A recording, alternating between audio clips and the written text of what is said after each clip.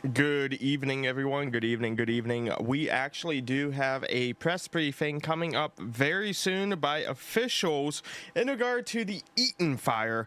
This is coming in kind of unexpectedly. I wasn't thinking that they were going to be doing the press briefing so quick. However, they are. So we are currently awaiting that. That should be up within about 2 minutes, I think I heard them say.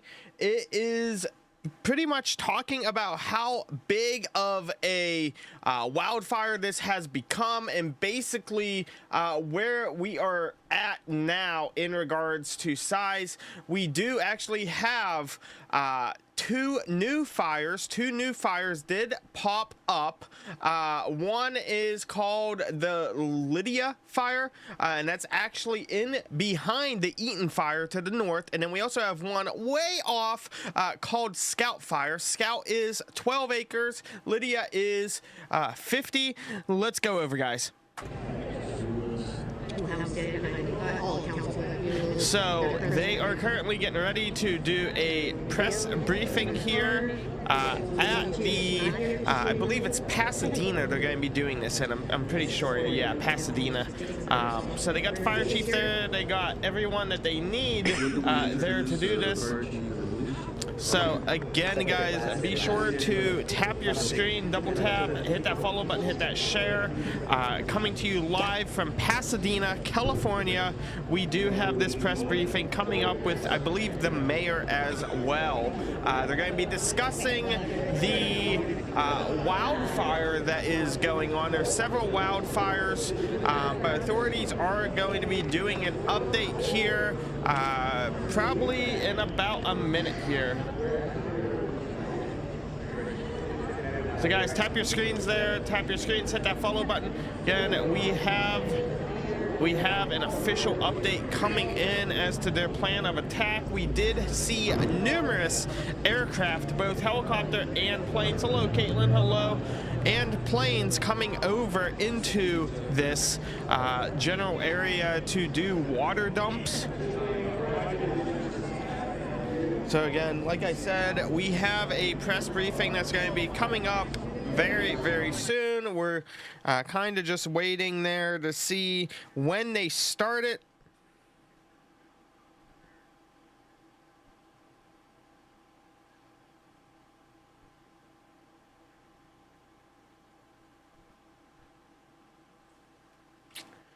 So yes.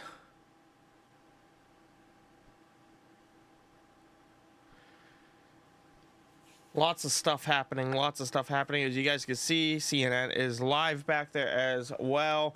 They appear to have found in another house fire. We've been seeing a lot of these house fires coming out. You're just walking by and vehicles are engulfed, houses are engulfed. It's really insane when you begin to look at this press briefing here. Should be starting very soon. We're going to cut back and see if there is an updated time. We're kind of just waiting here, seeing what is going to be said at this event.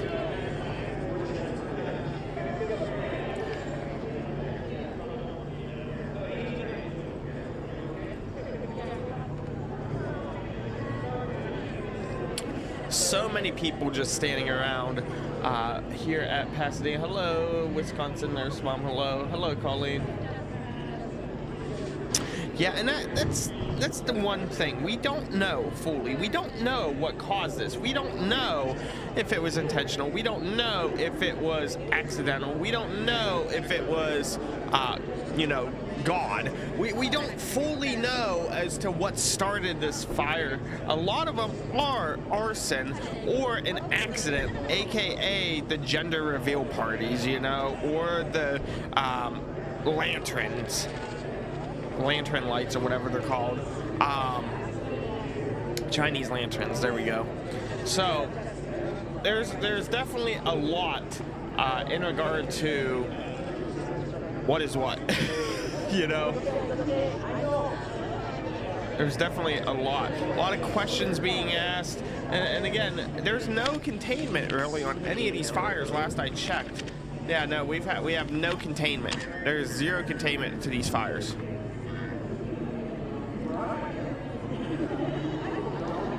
Again, guys, be sure to tap your screens, hit that follow button, subscribe if you're on YouTube.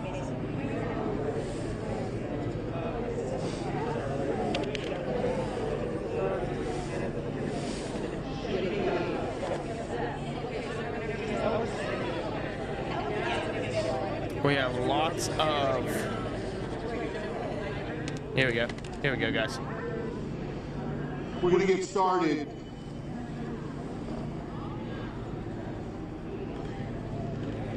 Good afternoon, everyone. My name is Victor, typical spelling V-I-C-T-O-R. Last name is Gordo, G-O-R-D-O, Mayor of the City of Pasadena. Let me first say on behalf of all residents of Pasadena that our thoughts and prayers are with those who have lost their home and even their lives here in Pasadena, as well as in Altadena and the Palisades. On behalf of all residents of Pasadena and the leaders that you see behind me, we will certainly have all those individuals, their families and friends in our thoughts and prayers. We have experienced a tremendous tragedy here in our community. To date, we have over 100,000 people under mandatory evacuation. We've had 5 fatalities, and then we have close to another 100,000 people who have been warned to evacuate because they are in a danger zone. Hundreds of homes have been lost. I'll let the police chief and the fire chief talk about that. But this is an opportunity for us as a community, as a people, to band together and work to support one another.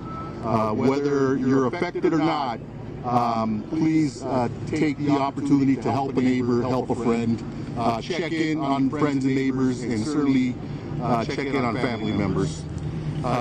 Here with me today are Councilmember Jason Lyon, Councilmember Justin Jones, Councilmember Jessica Rivas, my colleagues on the Pasadena City Council.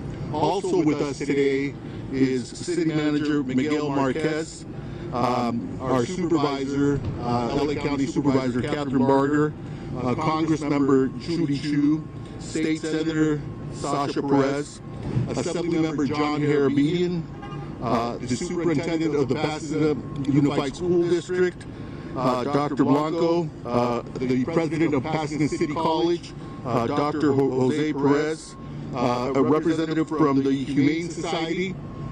Also with us today are neighboring Assembly members, Assemblymember Pelosa, Assemblymember Nick Schultz. You'll also hear from Fire Chief Chad Augustine and Police Chief Gene Harris. So again, I just want to assure people that Pasadena is working in conjunction with our neighboring jurisdictions, including the County of Los Angeles, particularly the County of Los Angeles. Supervisor Barger and I had the opportunity to sit down with the Governor of California this afternoon, not too long ago, maybe an hour ago, and the Governor has assured us that he will provide whatever assistance that we may request. And so on behalf of Supervisor Barger and I'd like to thank the Governor for coming, seeing for himself the devastation and committing the Guard and other resources to Pasadena. And so we will certainly be in touch. With that, let me, and I'll go over these points in Spanish at the end as well. Let me turn it over to City Manager Miguel Marquez. Good afternoon. My name is Miguel Marquez. Excuse me, Miguel spelled M-I-G-U-E-L, Marquez, M-A-R-Q-U-E-Z. I am the city manager for the city of Pasadena. It's been a brutal 22 hours here in Pasadena. My heart aches for all who lost their homes, their memories, and their sense of security. About 22 hours ago, we first learned of a fire in Eaton Canyon. As they always do, and despite the dangers, our first responders rushed to the scene. They found darkness, they found fire, and they found 80-mile-per-hour winds. Air support was not possible under those conditions. Our first responders did all they could under those brutal conditions to put out the fire, putting their own lives at risk to save others. They battled through the night, with more and more joining the fight as the night wore on. Our police officers went door to door, ensuring as many residents as possible were evacuated to safety, including many seniors and those with mobility limitations. They saved many, many lives in the last 22 hours. Their efforts were heroic. Our first responders, our Public Works Department who cleared the streets, Pasadena Water and Power who kept the power on and the water flowing throughout the night. Public servants from so many different agencies came together in the last 22 hours to keep as many people safe as possible. Together, many, many lives were saved. The battle continues, as does our resolve. We will put out the fire, and then it will be time to rebuild. In this community, we may get knocked down, but we always pick ourselves up. Many thanks to our first responders, our city staff, our city council, our county, state, and federal partners, our education partners, our nonprofit partners, our business partners, our partners in the media, and most of all, our residents. Thanks to all for once again stepping up and doing what needed to be done to keep people as safe as possible in the face of danger. We will not relent. We will heal. We will rebuild. These last 22 hours didn't bring us down. They made us Pasadena strong. Thank you. Next, I'll invite LA County Supervisor and our Supervisor, Catherine Barter. As I was standing here, one of our Altoona residents came up to me who's very active in the Rotary, and he lost his home. I'm hearing this time and time again. And as the mayor told you, we went up and took a tour, and it is surreal. It is without words that I can even explain to you what is taking place, especially in my district in Altoona, but also in the bordering area of Pasadena. My heart is heavy, but I have to say, and the mayor is absolutely correct, we met with the governor, who also met with the president, and resources, both financial, but also resources for boots on the ground, are here, and we're going to continue to fight this fight. But I would ask people, please, please, please, if you don't need to be in the area, we don't need you in the area. Recognize that when we drove up there, these are fires that are actively taking place as we speak. And there were many people that don't live in the area that just wanted to go up and take a look.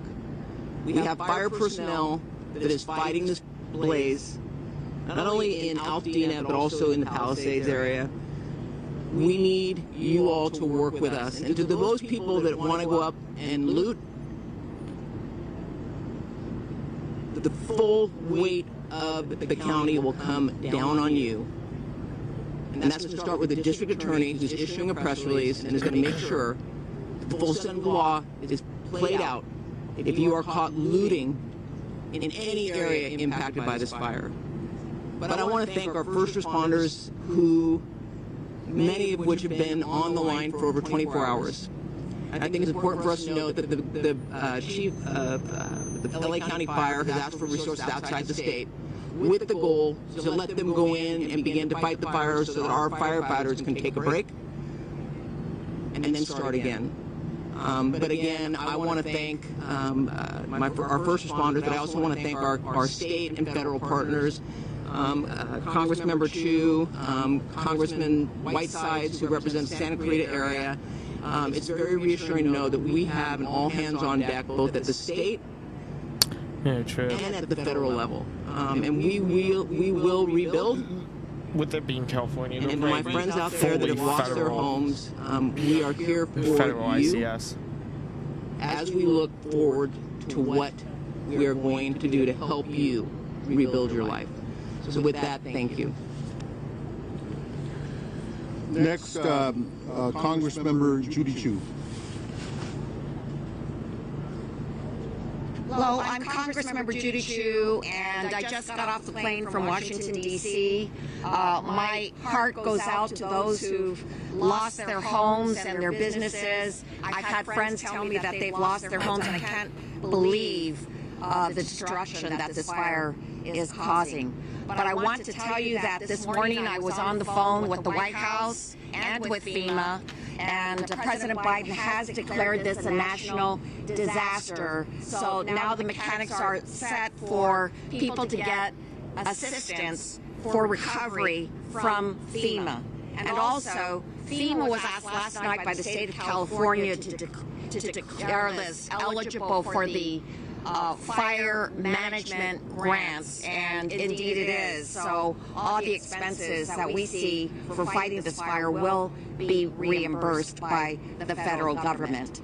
And also, I've spoken to Supervisor Torres of the San Gabriel Mountains. He's asked for help from Washington, D.C. to close the forest area. So I do want to urge everybody, please stay away from the forest area.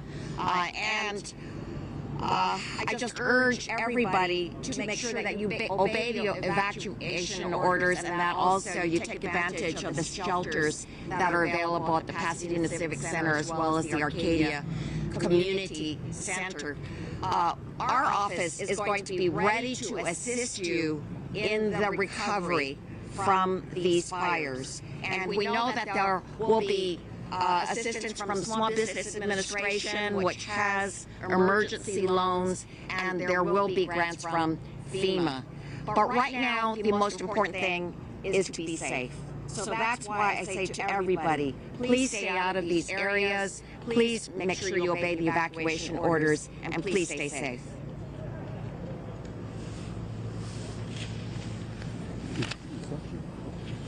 Next, State Senator Sasha Renee Perez.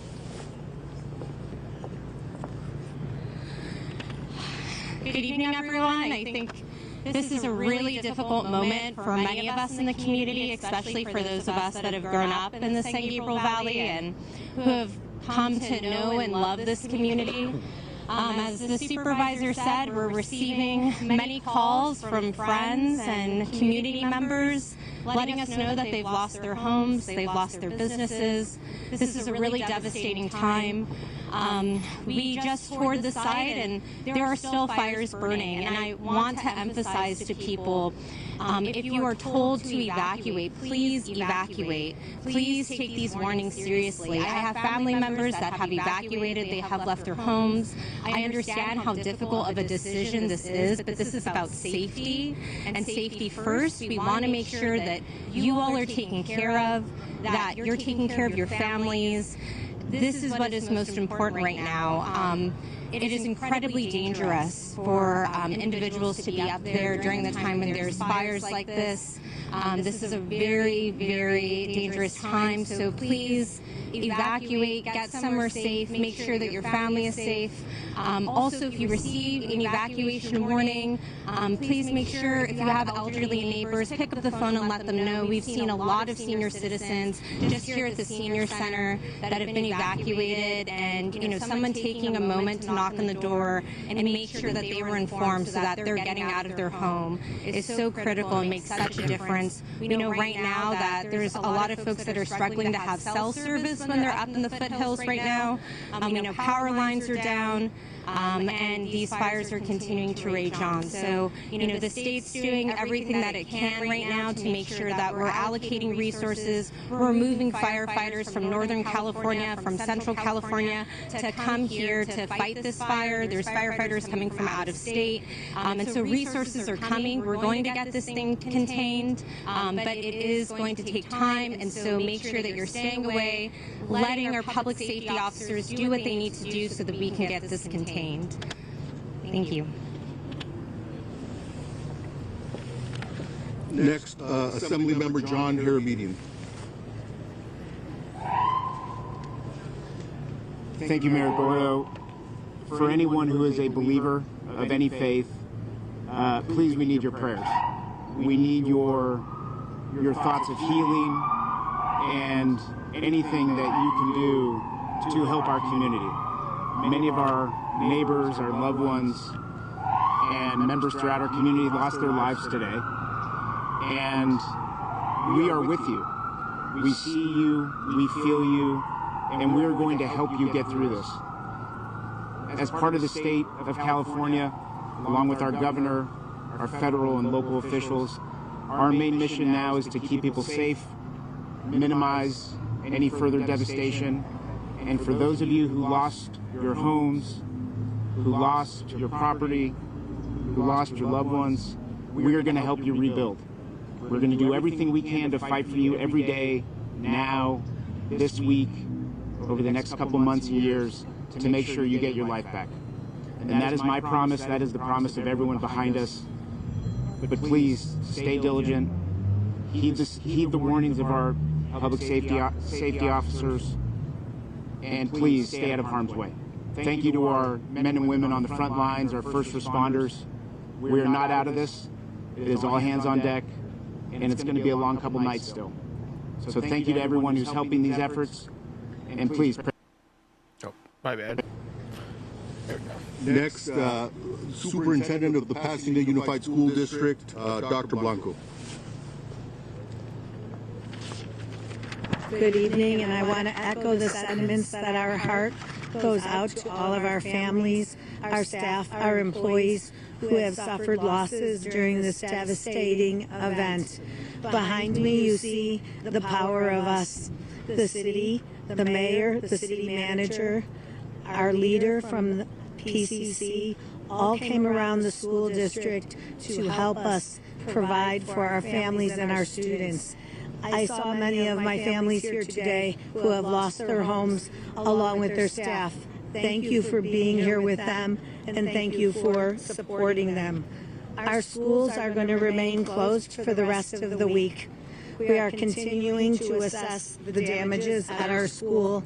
Our maintenance and operation team, along with our police department, the sheriffs, and our fire department have been assessing our buildings.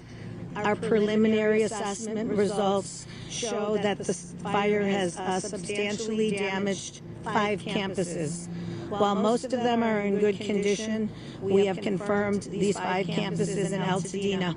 Elliott's Arts Magnet School is damaged. Franklin Elementary, which was closed in 2020, has damage of about 80%. 3 campuses that house other schools have sustained damages: Addison, Loma Alta, and Noyes. Please note this information is preliminary. The fire is not contained, and some of our schools still remain in the path of the fire. We're working together with our city partners to do everything we can to preserve our schools. Our next steps are recovery. We're planning for recovery as we respond to the emergency, as we know our families are dependent on us. Public education is the bedrock of democracy. We learned that in COVID, and we will be here to help our families and our staff get through what is happening in our city. Thank you. We're deeply grateful for everything that you all have done to help and support us. Next, President of Pasadena City College, Dr. Jose Gomez. Hi, I'm Jose A. Gomez, Jose A. Gomez, Gomez. Over the last 24 hours, our hearts have been broken by what has transpired. We have lost our peace. Although Pasadena City College has sustained minor damage, our hearts and our prayers and our thoughts are with our greater community. We are so grateful at Pasadena City College for the incredible leadership that the city of Pasadena and all of our legislators and all of our elected officials have provided, not just to our college, but also to our community. The campus will be closed and we will not be having classes until next Monday. We will resume regular schedule and classes on Monday, if possible. Of course, it's a very fluid situation. But more importantly than that, we have activated much of our campus community in support of our partners and our greater Pasadena San Gabriel Valley family. Our emergency management response team has been deployed here to the convention center to help the city. We have our nursing staff who will be arriving soon to help our City Department of Public Health. And in partnership with our Superintendent of Pasadena Unified School District, Dr. Elizabeth Blanco, we are also serving meals to our PUSD families at Pasadena City College. We are here to help in any way possible, and we of course appreciate all of your support and all of your help. Pasadena and the San Gabriel Valley has been an amazing partner to PCC, and we are here to be an important and critical partner to the communities that we serve. Thank you. Next, from the Humane Society, Dia DeVernit. I'm Dia DeVernit, President and CEO of Pasadena Humane. We're a nonprofit animal welfare organization and shelter serving Pasadena and 10 surrounding areas, including Altadena, which has been very hard hit by this fire. And our hearts really go out to all the people who have lost their homes and their pets in this disaster. We recently just heard from one of our board members who lost her home with her 2 cats in it. I'm sure we're going to be hearing more stories like this in the coming hours and days, but our primary focus has been over the past 24 hours to assist people who have been safely evacuating with their pets and need a place for their pets to go. So we've taken in over 250 pets in the past 24 hours, and we have been working today to coordinate with shelters throughout the state to help take the animals that are already in our shelter to make room for more animals who are coming in. I want to really thank everyone who has offered assistance, including the shelters around the state and people who we see in our community who are rescuing neighbors' pets and bringing them to us. It really has been heartwarming to see even our staff members who have been evacuated and are losing their homes coming to the shelter to shelter with their pets and take care of other people's pets. It's going to take a real community effort to recover from this. We've had lots of inquiries from people wanting to help. We're taking names of those who would be interested in fostering animals as we get more animals in. Right now, our primary need is monetary donations so that we can provide emergency services to pets that have been impacted by the fires. We are also providing food and other pet supplies if anyone is in need. And we really encourage you, if you are evacuating, please make sure your pet has identification. Take pet supplies with you. And if possible, please try to stay with family or friends who can accommodate you and your pet, as the shelters are really becoming quite stressed in this situation. I want to give a few concrete resources because they have been rapidly evolving. For those in the foothill areas who have horses in need of shelter, right now the Fairplex in Pomona is taking them, the Industry Hills Equestrian Center, and soon LA County will be opening the Antelope Valley Fairgrounds. We've heard that the LA Equestrian Center, where horses have been kept, is currently being evacuated. We have recently started to see the first injured animals coming in. We've had a cat and some wildlife coming in. If you do find injured wildlife, we'd like you to call our wildlife helpline at 626-344-1129. We're very thankful to our skilled veterinarians who are providing care to these animals, and we'll continue to provide care around the clock to animals in need in our community. Thank you. Next, because this is still an active fire with very little, if any, containment, I think it's important to hear from the fire chief, and our fire chief is here with us, Chief Chad Augustine. Good afternoon. My name is Chad Augustine, your Pasadena Fire Chief, CHADAUGUSTIN. I'd like to give you a current sit stat on our Eaton fire. We can confirm that the Eaton fire is now over 10,600 acres at 0% containment. I'd be remiss, though, if I didn't highlight some of the heroic actions last night by your public safety, police, and fire, who literally saved lives, pulling people out from burning buildings, getting them out of streets and vehicles where they had no ways to evacuate. Our death count today would be significantly higher without their heroic actions. We currently have 60 strike teams requested and 750 firefighters working on this incident. We're in a unified command with multiple agencies to include Law, LA County Fire, LA County Sheriff, and Angeles National Forest, along with Pasadena Fire. We have strike teams committed from all over the state and as far as Arizona coming to assist us. Multiple structures have been damaged or destroyed as this wind-driven fire had wind gusts of 70+ miles per hour. We had spotting of embers 2 to 3 miles ahead of the fire. I can confirm tonight that we have somewhere between 200 and 500 structures damaged or lost.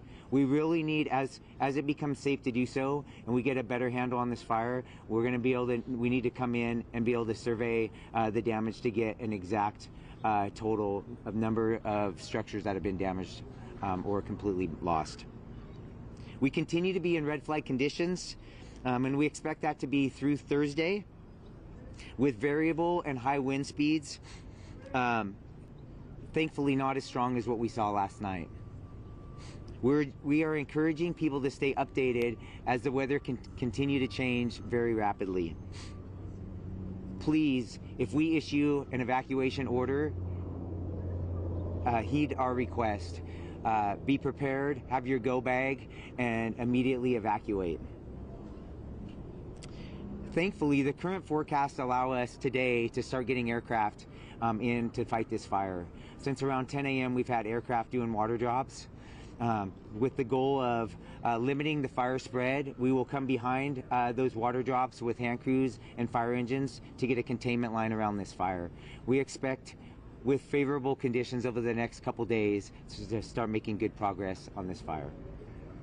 And with that, I'll turn it over to the police chief. Chief, we take a question on the statistics and the current situation with you have your firefighters. How are they holding up over the past 22 hours now? Yeah.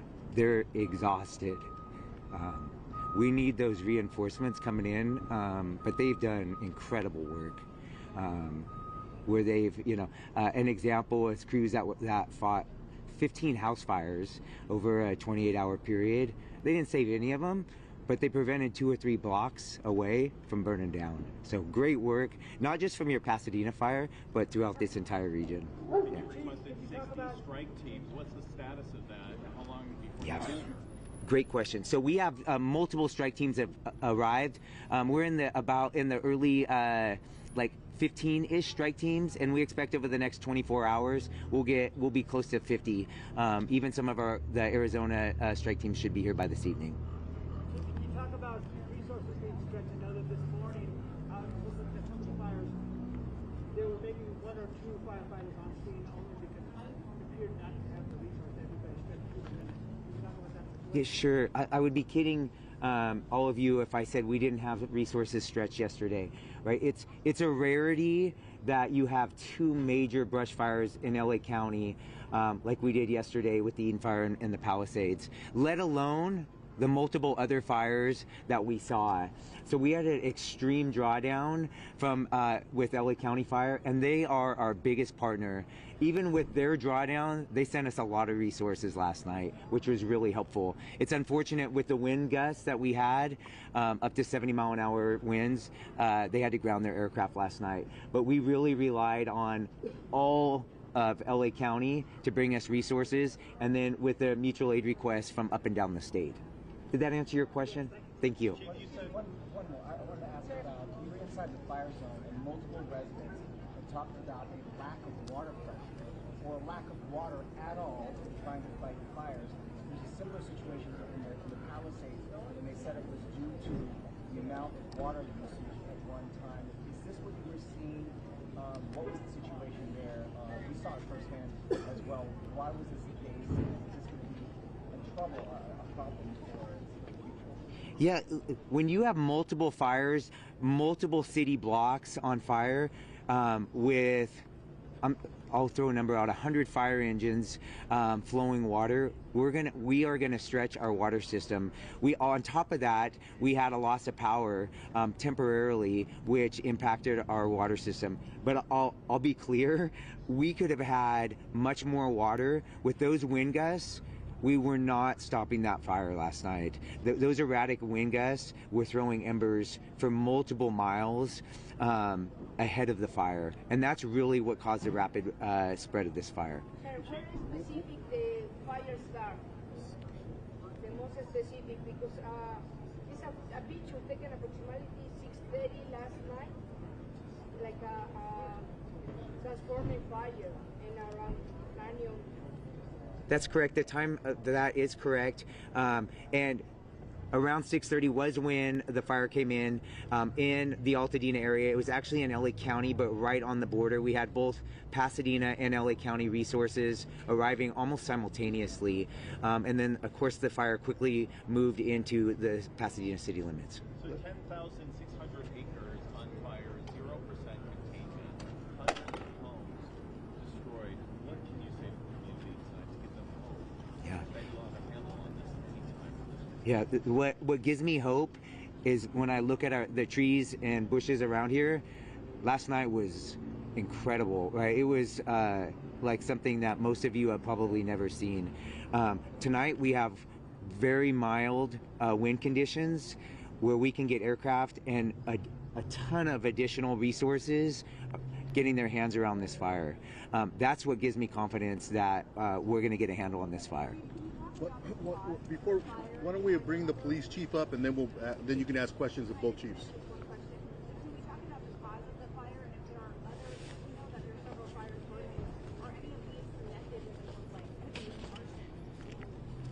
The cause, you're going to love my generic answer, but the cause is under investigation, right? We have multiple fire investigators as well as fire and arson investigators from LA County and local resources investigating that.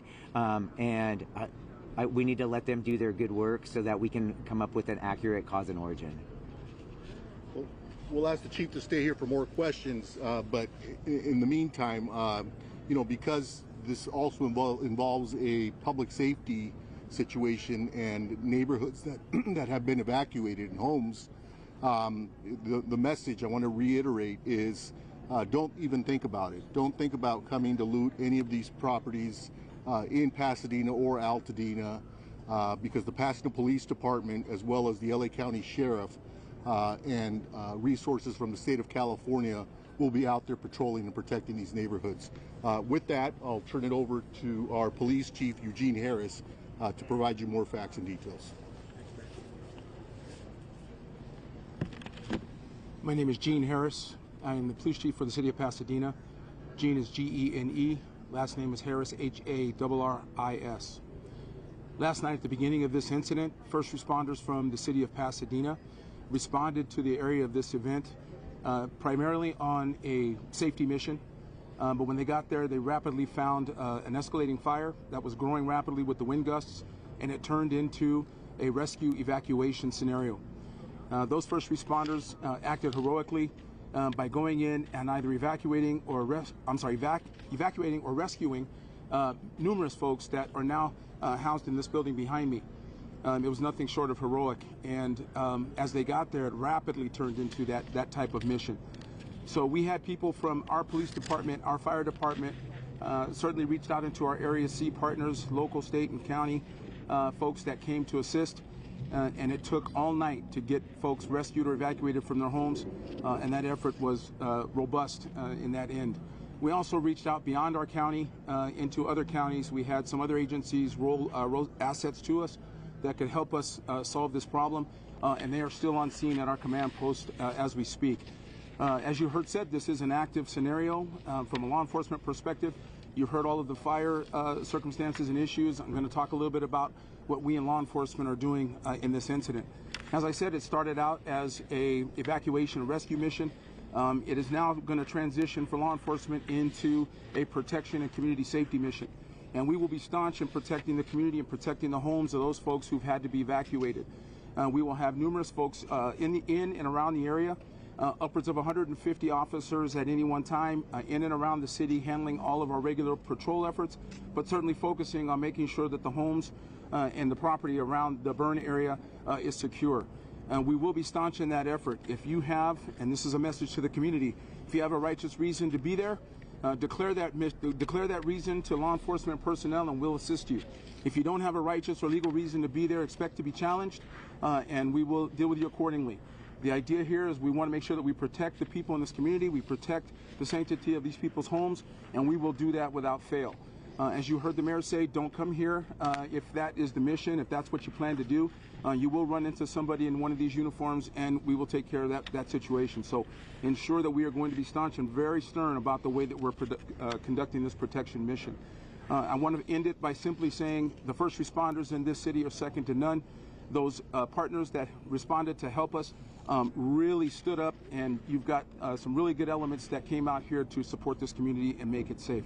So we will have ongoing and sustained operations. There will not be any lessening of operational capability for emergency services.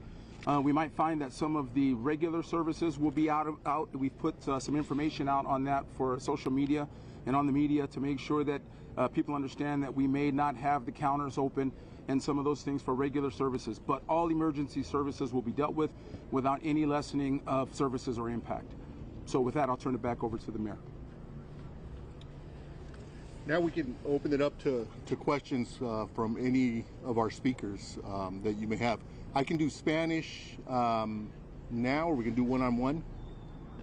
Mayor, we asked the chief about the looting situation. Was instances of looting that happened here at the Eaton Canyon fire? I mean, what was the situation here that makes you speak so forcefully about any activities that might happen during the fire zone? Well, the forceful nature of my delivery is really designed to impact what our caring is for this community. It's a community caring mission. We haven't had any incidents of looting, and we don't want any. And so the message is, don't come here if that's what you plan to do. You're going to run into one of us, and we're going to be staunch in that effort. So we haven't had anything yet, but we're trying to expect the unexpected and get in front of these types of things.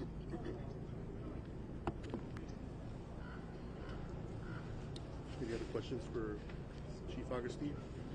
Chief, there were a number of significant spot fires that broke out not only in the hills but along Lake Avenue, for example. Several buildings suddenly caught fire at once. Do you anticipate any of that tomorrow? I do not. Right, we're still in a very active incident, right, and we have a dynamic fire that has 0% containment. But what caused a lot of last night's issues was the dynamic winds, wind gusts of 70 miles an hour, and very erratic winds. 2 in the morning, they changed direction heading westward, and we ended up having evacuations all the way to Glendale. So do I expect a risk of fire spread tomorrow? Yes. Do I expect erratic fire weather like we saw last night? No.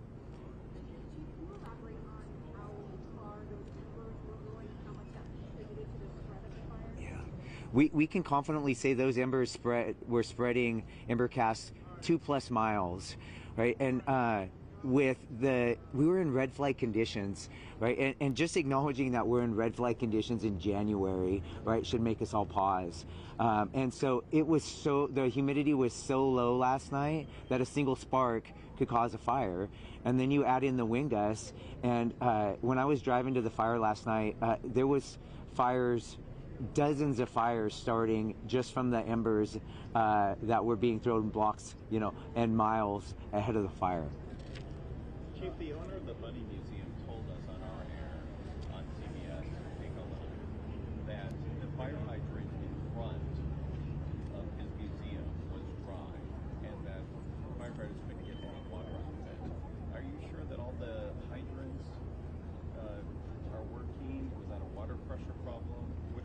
Yeah, I can't comment on that specific instance because I don't know the facts of that, but I can tell you that it's very common in a brush fire in a city when you have that big of a fire with that many resources, we're going to tax our water supply and our water system. Then if you have a loss of power, which may impact the pressure, it's going to make it even worse. So yes, all of that. We're going to struggle on water supply on a very, very large brush fire like we saw last night with multiple structures on fire. Do you feel that you got enough help, enough mutual aid quick enough? Did it arrive fast?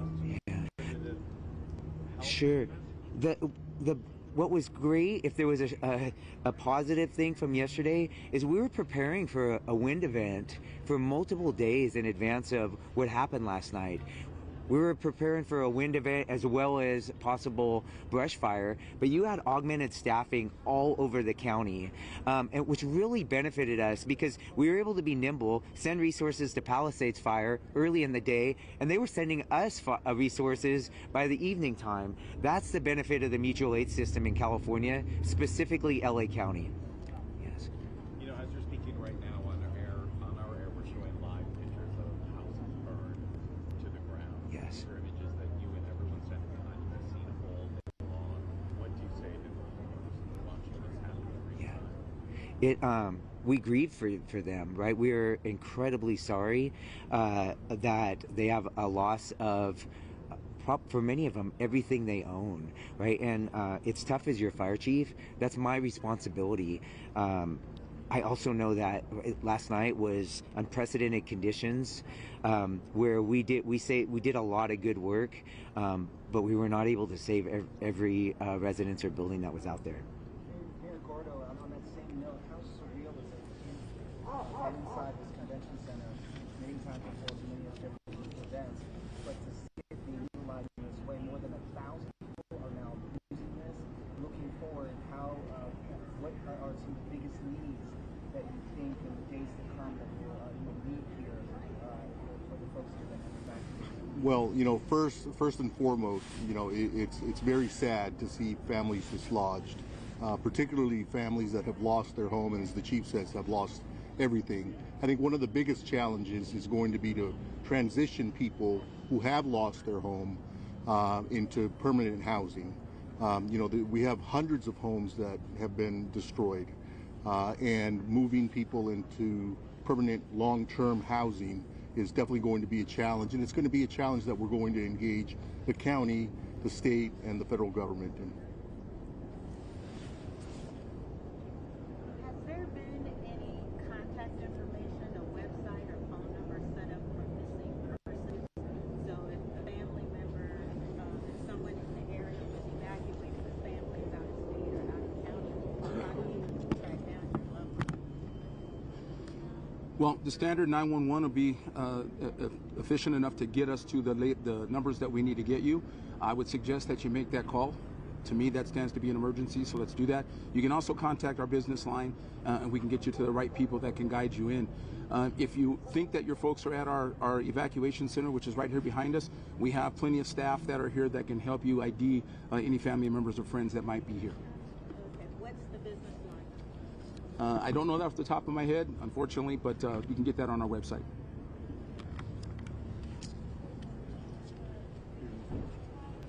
Okay, this again, to all affected residents, know that your city, your county, and other resources are there to help. If you need assistance, please reach out to us.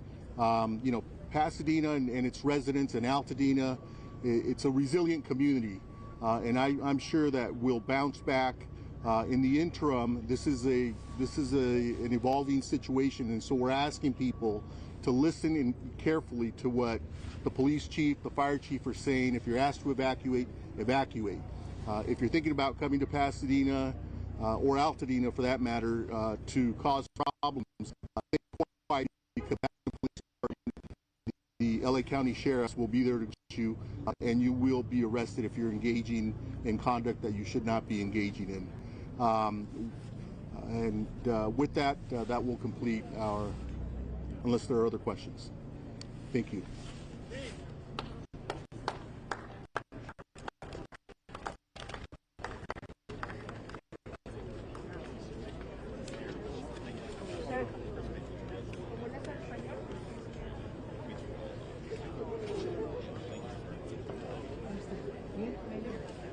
español?